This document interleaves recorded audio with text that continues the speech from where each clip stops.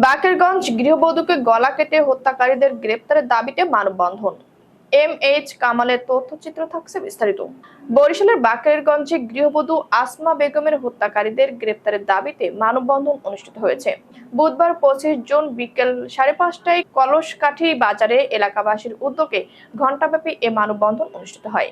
মানববন্ধনে বক্তব্য রাখেন মাওলানা মোহাম্মদ ইউসুফ সর্দার, মাওলানা মিজানুর রহমান, মোহাম্মদ মাসুদ হাওলাদার সর্দার, কামাল হাওলাদার, মৌসুমী আক্তার, সাকিবা আক্তার, পারভিন বেগম।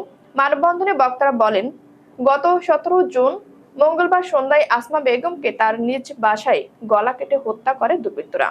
এ ঘটনায় পরদিন 18 জুন নিহতের পুত্র অসীম বিল্লাহ অজ্ঞাতনামা কয়েকজনকে আসামি করে থানায় একটি হত্যা মামলা দায়ের করলে পুলিশ 2 জন সন্দেহভাজন আসামিকে গ্রেপ্তার করে। গত এক সপ্তাহ পেরিয়ে গেলেও প্রকৃত আসামিরা গ্রেপ্তার না হওয়ায় তারা ক্ষোভ প্রকাশ করেন। বক্তারা অবিলম্বে আগামী 48 ঘন্টার মধ্যে হত্যাকারীদের খুঁজে বের করে গ্রেপ্তারের দাবি জানান, অন্যথায় তারা বৃহত্তর আন্দোলন করবেন বলেও দৃঢ় প্রত্যয় ব্যক্ত করেন। প্রিয় উপস্থিতি, আপনারা দেখতে পাচ্ছেন আমরা এই জন্য মানববন্ধন করে চাচ্ছি, আইন শৃঙ্খলা বাহিনীর কাছে আমরা এর উপযুক্ত বিচার চাচ্ছি। আমরা এতটাই জানাচ্ছি যে একজন মানুষকে গলাকে হত্যার পরে তাদেরকে আসামিগুলোকে গ্রেপ্তার করা হয় না কেন, এই জন্য আজকে আমরা কলসকাঠি